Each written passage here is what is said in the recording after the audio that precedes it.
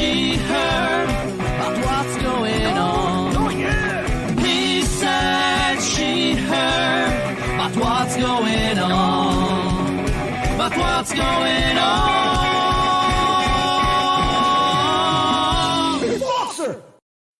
Neil Young was right on the money when he sang, "Rock and roll will never die," and that's certainly true as there are still a handful of veteran rockers out there. Even if these icons aren't changing the world the way they did in their youth, their timeless music still makes an everlasting impact. Even if radio doesn't touch their new stuff, guess what? I do. I play it on my Music Plus Talk podcast, exclusively on Spotify, called Veteran Rockers. Every episode tells the story of influential rock and rollers. Some of the artists that I talk about are still with us. As for the others, they may not be with us on the earth. They may be in eternity, but their music still lives on with all of us. The music of these veteran rockers is played directly off of Spotify to help move the story along. If you have Spotify Premium, you'll get to hear their songs in entirety. But if you have the free plan, you'll still hear 30-second clips of their amazing music. I'm Mike Fox, and please join me on Veteran Rockers, only on Spotify.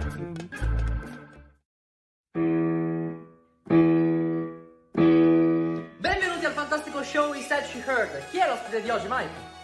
Katabelle. Oh, welcome to our show. Could you repeat the name, Mike? Katabelle. Let's welcome our guest today.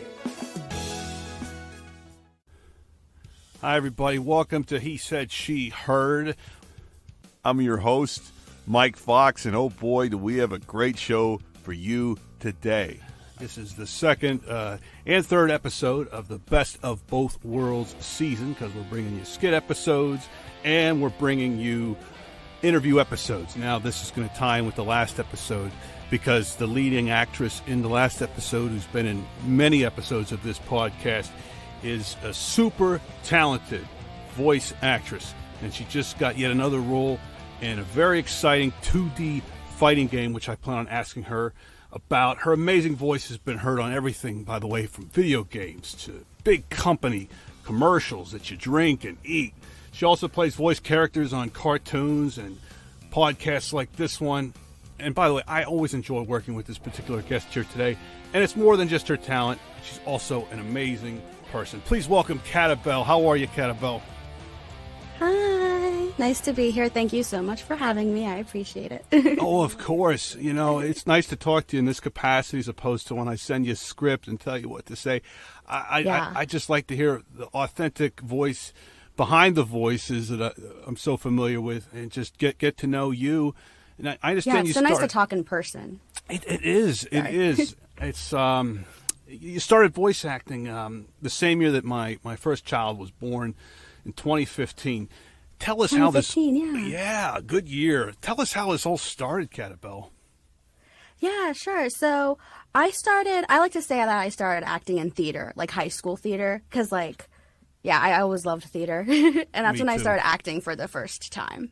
Yeah, and it was in Kansas City Academy. Okay. It's focused on arts. It's a high school and middle school also. Okay. And so...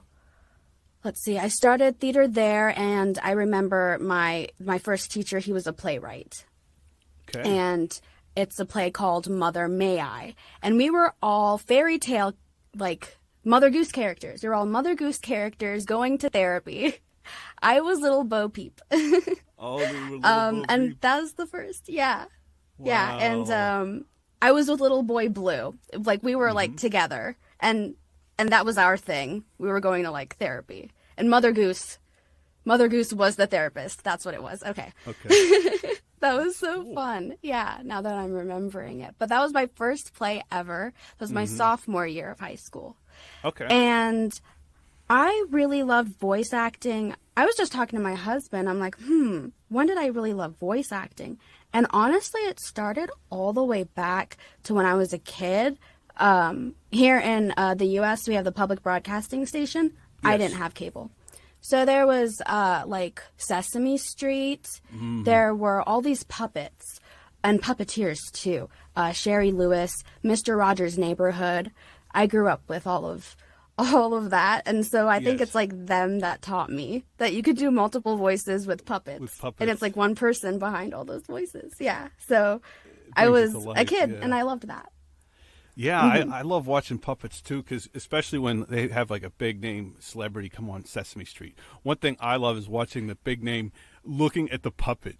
You know, I'm just thinking they're looking at somebody's hand, Yes. but you figure they're getting so into the character, the voice. So Yeah. especially, have you been on any gigs like that, by the way, where you were a voice of a puppet? Has that ever happened? Have you ever done anything like so that? you know what? I've done it for a kids' party. There was a puppeteer that used my voice, and we sang the days of the week.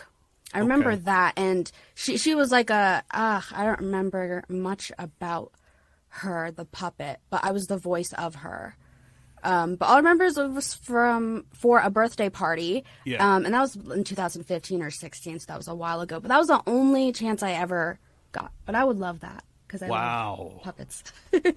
So this all started for you when Yeah. you were super young, and that's why, like right now, you're established. You have frequent clients like myself and other people that just say, "Yeah, I want to work with you again." And so you got rap battles coming up, right? Is that a new project you're working on? Oh yes, I wanted to talk about those. Yes, Yeah. okay, so that's the newest thing I should say is rapping. I just started, and the hardest thing though is doing a rap as someone else, like as an impression, right? So I'm doing My Little Pony. Okay. If I could remember her name, it'll come to me in a second. I think her name is Luna. I'll have to look it up. I can't remember. Oh my gosh. Luna. It's not from Let's Go Luna on PBS Kids, is it? Or no? My Little Pony. I'm going to look it up really quick. Give me a sec. Yeah. Sorry. No, that's fine. Misty. Okay. Misty. Sorry about that. Okay. Yes. So, the first rap battle I did was Misty from My Little Pony. Okay. And she's in the My Little Pony movie. And then Emerald Sestrai, she's in a anime called Ruby. And then Okay. SVU, I think it's Olivia Benson. Is that her name? From Law and Order SVU? Yeah, that's her name. Yeah. Oh, that's so cool. And So it's like character Lucifer. rapping almost that you're doing. Is yeah, this- character rapping. And they're Okay. all coming out this summer. I'm looking it up. Yeah. Oh, I can't wait to see this. Yeah, and then Lucifer's girlfriend, Lucifer's girl. Chloe. Okay. Chloe Decker, yes, in a TV show called Lucifer. So, and that's also the first time I ever heard of Lucifer. So it's fun to like watch the actors do their thing and then try to do an impression of them and audition that. So and then rap as them. So Wow. it's really fun to do. That has to be a fun experience. Are you able to give us any samples of what you're working on there? Ooh, samples. Or an example? Yes, Oh, I boy. can. Oh boy. Give me is- just a second. Wow. I can. And I thought I was putting you on Yes. the spot here, but I'm so glad you're so willing and generous to just go for it. This is awesome. Okay. So there's an anime called Ruby, and this one is, her name is Emerald Sestrai versus Mysterio. Okay. Where's Mysterio from? I should know Somewhere this. mysterious. Spider-Man? Oh, he's a Marvel character. Neato. Okay. So Mysterio is a Marvel character versus Emerald Sestrai. Okay. Okay. So I'm going to do one verse, okay? Can't wait. I'm so Give me excited. just a sec. Katabelle is about to do a verse for us from one of her rap battles that's coming out this summer. So check this out. Yes. If you want to do a beat, we Okay. we absolutely could do All right, that. all right. Okay, I'm just gonna go for it. I can see right through your lies, through that fishbowl on your head. I create more real illusions without special effects. Even in animation, all the stuff you do looks fake. All of your hallucinations do is leave people with headaches. This low-budget Doctor Strange needs to get off the stage. He's too lame to be part of the Spider-Man musical play. I'm not stupid enough to fall for your cheap magic tricks. Only thing you couldn't fake was the cancer you've been riddled with. I'll take my sickles and use them to crack your head like an egg. I'll break you like when I tricked Dang to break Mercury's legs. You have no actual powers, ditch the suit, and you're nothing. I don't know if you're really confident or if it's just the smoke you're huffing. Yay. But yeah. That was incredible. Thank you for listening. Of course. Thank you. So yeah, I just started recently doing those. Well, you know, one of the first times I ever worked with you, actually the second time. Well, you know what? The first time was we did this beach episode, I remember, and there's this hilarious clip I want to play of you. You're talking with this, Latina actress, and you guys are both on the beach. It's the 1960s, so I want to see if I can jog your memory with this one. Anywhere my best friend wants to go, I go. Fantástico. This helado is delicioso. Guys, I love this beach. Excuse me, Adriana. What? I said I love this beach. I call you my best friend, and you, out of nowhere, call me that name. Zoe's taking her hearings off, Brando. Should I say something? Whoa, what's going on here? Am I about to see a cat fight, guys? Okay, ladies, I don't mean to butt in, but I think Adriana was just saying she likes it at the beach and was not calling you a derogatory name. Bravo. I'm so sorry, Adriana. I realize you have an accent.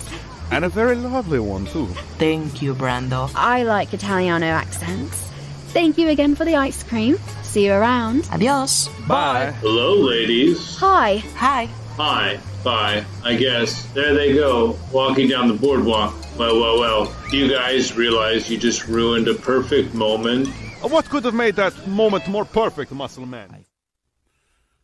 Yeah, when I first heard that voice, it was just like it sounded so believable. Your British accent, and that's why for the most recent episode, I had you bring it back in a different character. Yeah, because it was so believable. It was just so funny, to recapture like. And can I era. tell you really quick about? Yeah. Mm-hmm. Absolutely. I just wanted to tell you really quick about my British accent. Because Yes, I go grew ahead. up,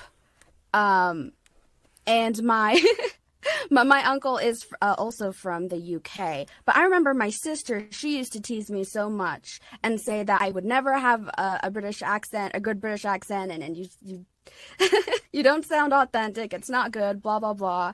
I was just teased for that. So what I did is I got a vocal coach and I got a theater coach that taught me different received pronunciation, Cockney accent, things like that. So Cockney. I then decided to get because I was teased for it. Wow. So, yeah. Well, honestly, like let's say before that moment, if we had met and you marketed yourself, it's like, hello, my name's Katabelle, Mike. How are you doing again? I would have believed you, because on the most recent episode when you were portraying Angela, what was cool was as I'm editing it, I had to re-edit my voice because I captured something that you did correctly that I did incorrectly. I was saying again or again in my Aussie accent. I was like, oh, wait, in Aussie, and you say again. It's the same sometimes thing. you do say again. Right, so you did that, and then I was like, okay, you made me remember. So then I was just re-editing it, and I was like, oh, yeah, I'm supposed to say again, not again. So, yeah, you helped me there. I also want to play with another. a lot of accents, it's the little vowels The that vowels. matter too. Yeah, Exactly. Like you ever notice in Canadians, they always say sorry. They never say sorry. They say sorry. sorry. Sorry. Uh-oh. You can tell if you're Yes. watching a YouTube instructional video. It's from Canada because you'll hear a couple things. You'll hear and you'll also hear them say sorry a lot. They'll say, oh, sorry. That's what I noticed about Degrassi. I used to watch Degrassi. And I'm like, oh, this is in Canada. From Canada. I also wanted to play one more podcast clip. This is from the most recent episode, Beyond Quiet Enjoyment Part 2. Katabella's Angela. Take a listen, folks. Is this really happening? The hottest lady in the building is taking a shower in my banyo. What am I going to do? I must maintain a gentlemanly, neighborly code of not shitting where you eat. I know. I'll channel my sexual frustration by eating another piece of Mrs. Bacon Patter's pie. Oh, boy. Uh-oh. Oh, no. It's happening again. Just like 3 years ago. Except this time, someone's using the shower. A hot lady. Yes, Andy. Angela, I'm so sorry. I know you're shivering, but I can't hold it in anymore. It's okay, Andy. Don't hold it in. After all, I'm the one using your shower in your flat. Thank you. Oh, yeah. Sorry. As a courtesy, I'll spray this over here as I... No worries. That feels so good. So does this. Meanwhile, down the hallway... That was great, Sonny. See me more. I'm tingling. Feels so good. I wasn't expecting this sudden... Everybody does it, Andy. We're both adults, right? Oh. Oh, Samuel, did you hear that noise from the wall? Nothing, please. It's nothing at all. Sounds like Andy and Angela, huh? Having a toast in the shower.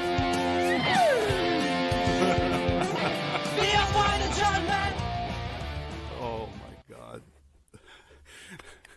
I love that. What were you thinking when you... And you're Andy? Yes. Loved it. Yeah. Oh my God. I was just laughing my ass off as I'm writing the script, and then as I'm listening to your. By the way, all the takes you send me all the time, I'm like, oh, these are all wonderful. Which one am I going to go with? It's just. But that's what that's what great actors do, because is that they are so generous. They're like, okay, I'm going to give this, director, producer, editor something to work with, and you always give me a buffet of choices that I'm always walking away. Yes, because I always think, because I'm reading the script, and it's hilarious, and I'm like, it could go this way or that way, or all these different ways. So yeah, and I like to.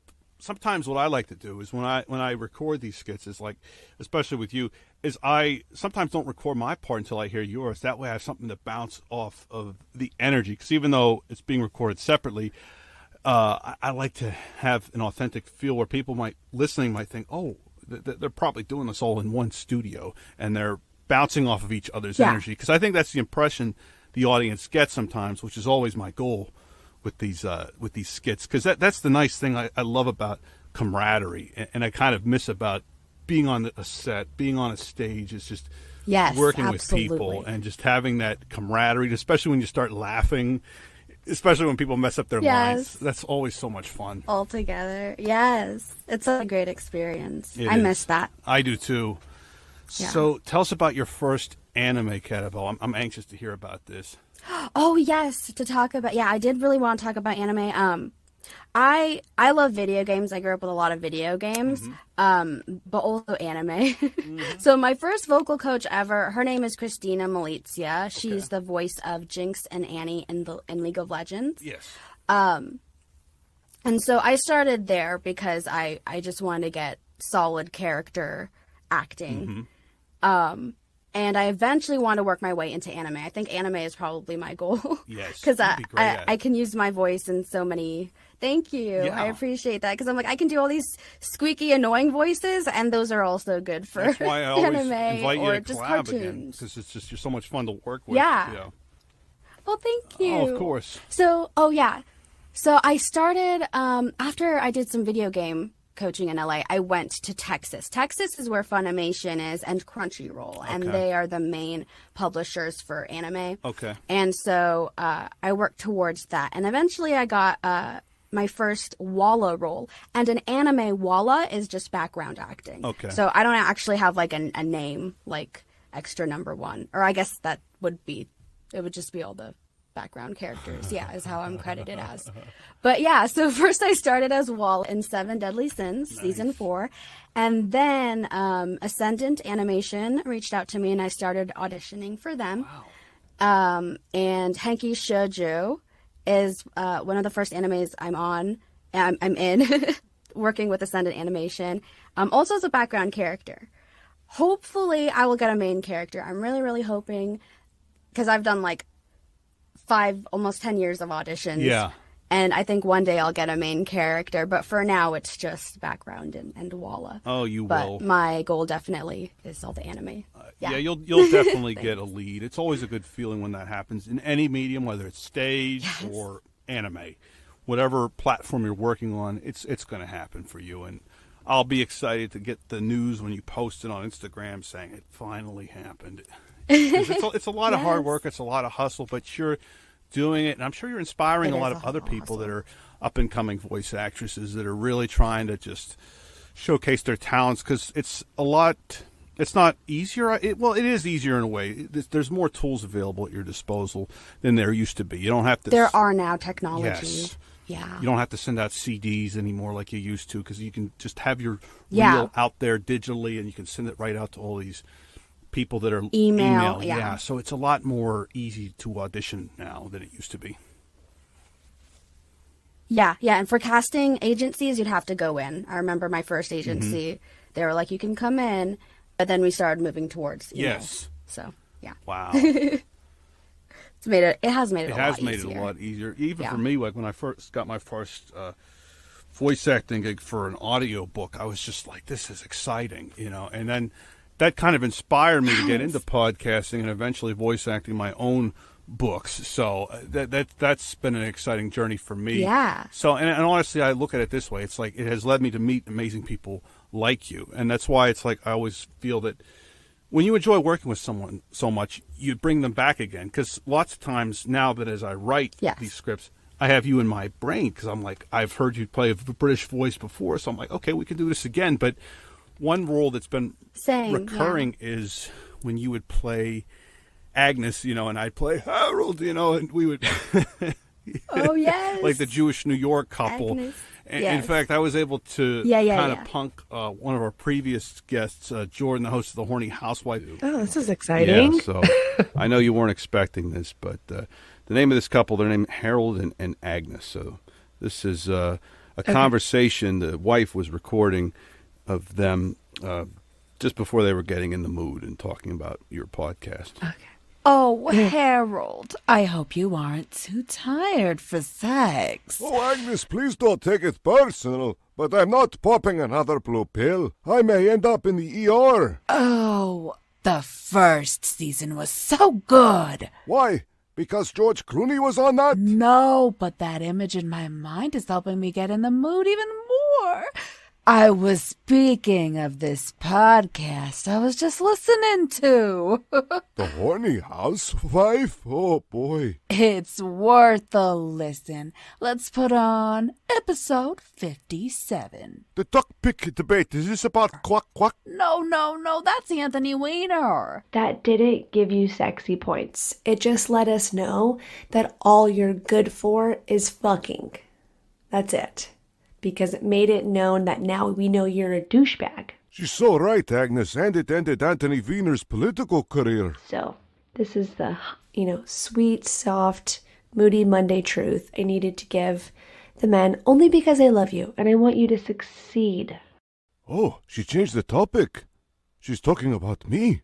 For you. You could start this off by when you're having sex, talking dirty in the heat of the moment when a lot of things can fly. My mind is intellectually stimulated. That maybe otherwise you wouldn't be bringing up, day-to-day convo, and see how she responds. And I see that's not all that's stimulated. Thanks to Jordan. Oh, boy. I'm young again. Thanks to this wonderful podcast, The Horny Housewife. Well, there you have it. I want to meet them. Yeah. Oh, my God. Yeah, right? I love doing stuff like that. Yes. Same. Yes. So what else do you got coming up? I know you got the 2D thing coming up. What else is... Oh, 2D fighting game. Tell us about Yes. that. Let me double check the name. I think it's called... Okay. So yeah, the 2D fighting game that I'm in, it's called Under Night in Birth. It's an anime fighting game. It's a 2D fighting game, and it's released in Japanese. So there's original Japanese voices in there, but we're working on an English mod. So yeah, I'm going to be the English voice for her name is Batista. She's a little girl. Okay. How does Batista sound? She has swords.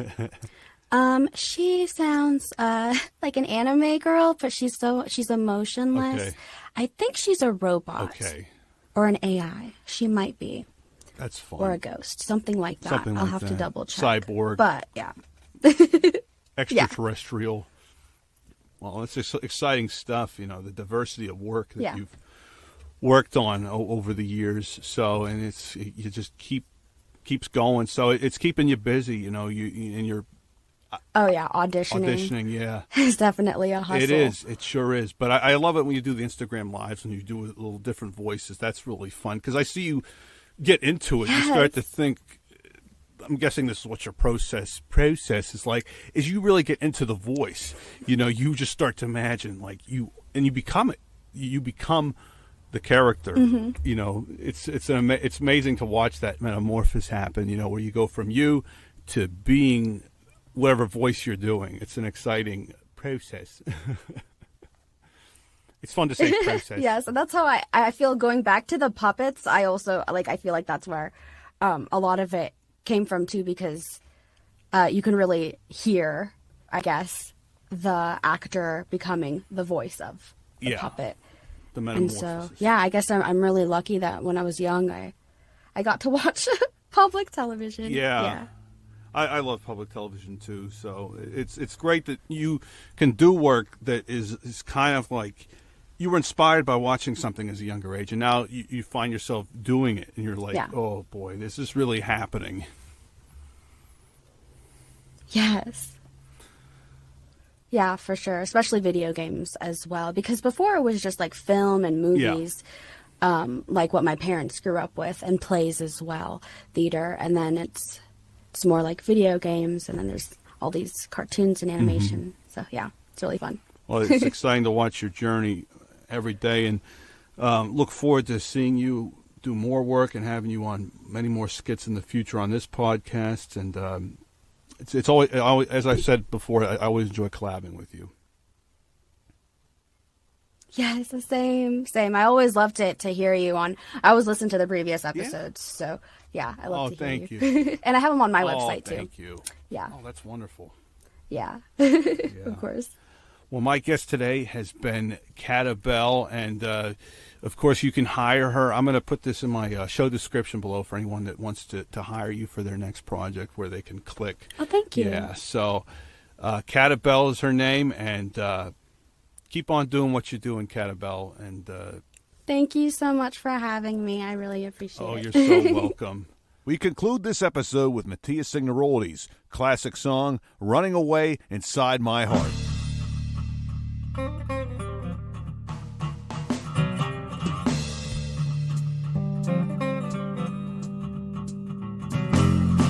I'm feeling a bit strange. I'm here inside my heart. I hear a little rain. It's going inside my heart.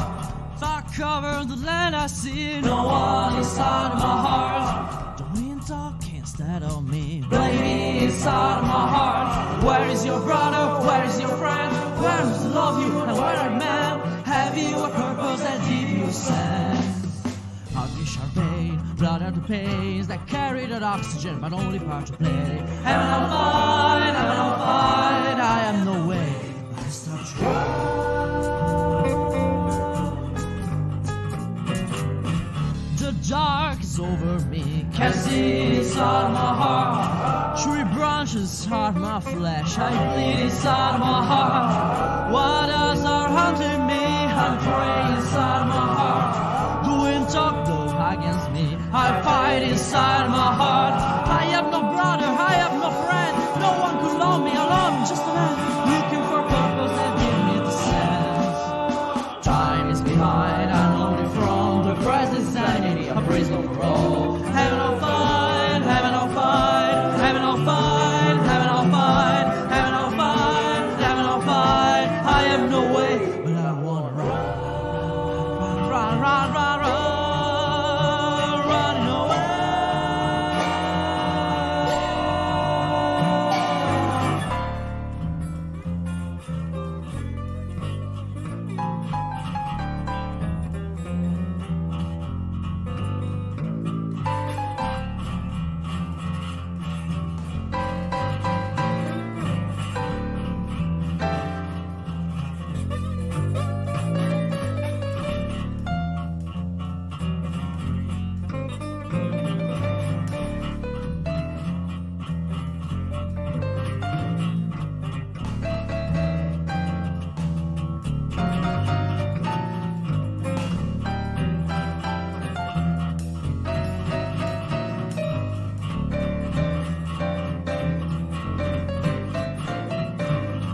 away.